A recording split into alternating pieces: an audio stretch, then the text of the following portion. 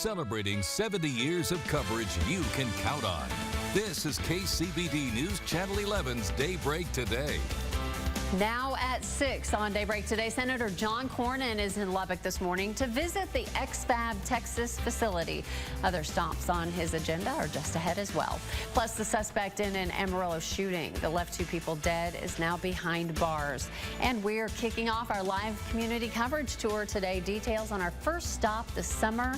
It's all up next. Good morning, and thank you for starting your day with us. I'm Angie Wynn. We'll get to all of that in just a moment, but first we'll be checking in with Steve Devine for your triple-digit forecast, at least for today. We'll see what's ahead for the rest of the week, and Michael Cantu is working on several things at the News Now desk. Hi, Michael. Good morning, Angie. We're talking about the electrical grid and how it's expected to hold up in this extreme heat, and we also talk about a major grain deal just been done away with, calming world food prices. But for now, let's turn to Steve, get a check of today's forecast. Morning, Steve.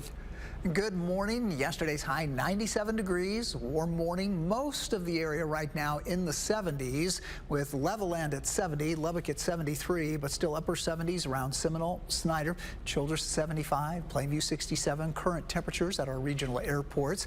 Highs today, though, those triple digits that Angie mentioned. 103 degrees here in the Lubbock area, and where we don't hit 100 here in the viewing area, it's still going to be hot, upper 90s, but we could see some readings right around 104, 105 degrees over the southeastern, southern parts of the viewing area coming up today. So triple-digit heat returns today, and it's going to get even hotter, notably hotter tomorrow at 108 degrees, and then on Wednesday about 106 degrees. No rain in sight here over the next several afternoons and evenings.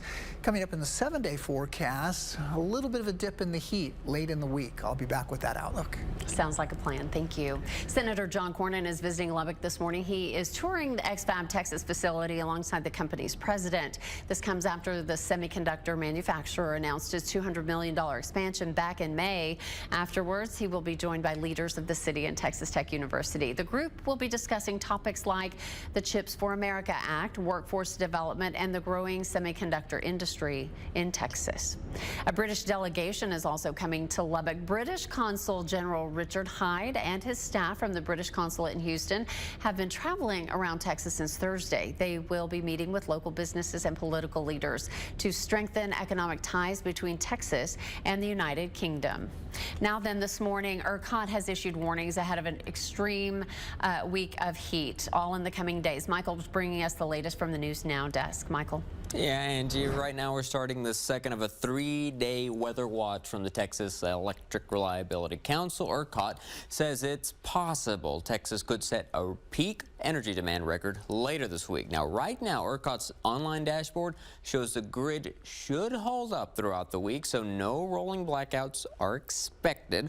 Right now, the National Weather Service has a large part of Texas, though, under excessive heat warnings or advisories, as you see there. Now, the triple-digit heat is expected to continue throughout the week here and also in most of the Southwest. Angie? Michael, thank you. Over the weekend, a woman died after a crash early Sunday morning.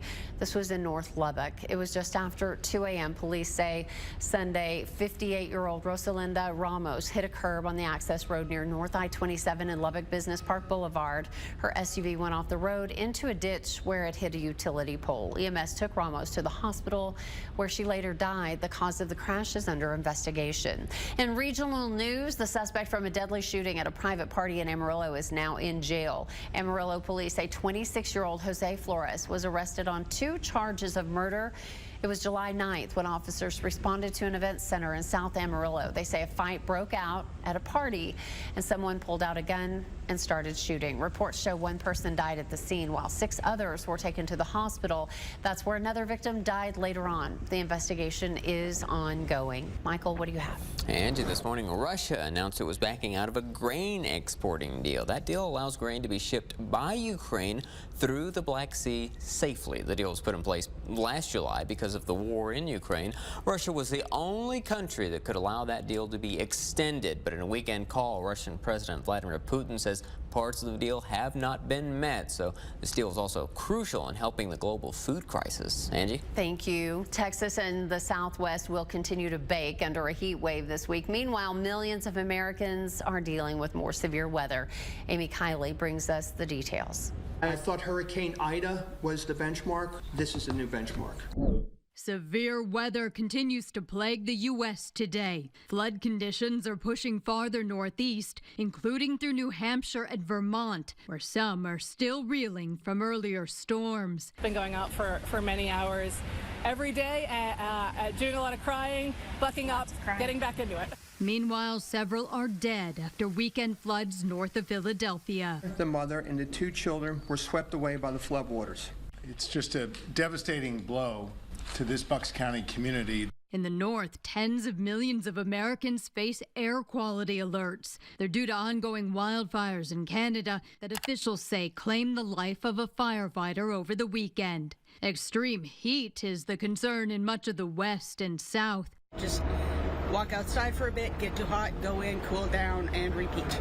Experts say the U.S. could have more than 100 new temperature records set by the end of today. Feels like you're actually on fire after you're out here for a while. I'm not used to burning myself on concrete. I'm Amy Kiley reporting. Well, it is that time of year again, time for KCBD to hit the road. We are starting our live community coverage tour today. Our first stop is in Olton, where we will broadcast live from Pavilion Park for our 5 and 6 o'clock newscast. So we hope you'll join us. Food and fun will be had out there. We hope you'll tune in as well to learn about the history of Olton and how you can go back in time to see that history in person. Also, hear great stories about the people and businesses putting Olton on the map. Some have blossomed across the nation and the world, while others have brought the world to Olton. So join us at Pavilion Park, where you can sign up for the Bolton Fuel and Storage Summer Extravaganza. It includes a Bolton gas card and trip to Granbury. The 2-night stay has tickets to Granbury Live, the Opera House, as well as the Ghosts and Legends Tour. You can start out this afternoon by entering the drawing at the Bolton booth, then watch tonight at 10 to see who won. We're checking in now with Steve Devine. He has your first alert forecast and what you can expect as we're out there around that time, right, Steve? That is correct. The pavilion and all those trees providing some nice shade out there as the temperatures really climb. In fact, yesterday we didn't hit triple digits. In fact, the weekend we didn't hit triple digits, but 97 degrees. It was still a hot afternoon. 4 degrees above the average for this time of year. Record for yesterday, 105 degrees. Lubbock picked up 56/100ths of an inch of rain yesterday, bringing our total for the year to just over 9 inches. So actually, that's just a little bit more than an inch behind the average for the year right now. So still doing much better than we were earlier in the year. 73 degrees right now with the dew point very high at 67. Our relative humidity is 81%. You might see that glare from some of the lights out there, the humidity that we have in place. And it's going to get, again, very hot coming up today. 103 degrees here, right around 104, 105 across the southern part of the viewing area, much of the southeastern part of the viewing area as well. Today until 9 p.m., the southern counties, all the way from Snyder to Hobbs and Lovington, under a heat advisory once again till 9 o'clock Central Time. Now, not much of a breeze today, about 5 to 15 miles per hour, that overall range. So just a little bit of a breeze coming up for us here. Tomorrow, we'll start to see a bit more of a breeze, though, early on picking up to about 10 to 20, and then it's likely to hit about a 15 to 25 mile per hour range. South-southwest winds both days. That's going to help to really warm things up a lot here all across the viewing area. 103 today, tomorrow 108 degrees, and still looking at triple digits Wednesday and Thursday. Angie? We are appreciative, Steve. Thank you so much. Coming up on Daybreak today, Lubbock Congressman Jody Arrington explains his new role in the drafting of this year's Farm Bill. Plus, a passenger is forced to crash land a plane in Massachusetts. You won't believe the story. Everything you need to know as you get started on a brand new work week is right here on Daybreak today. Stay with us.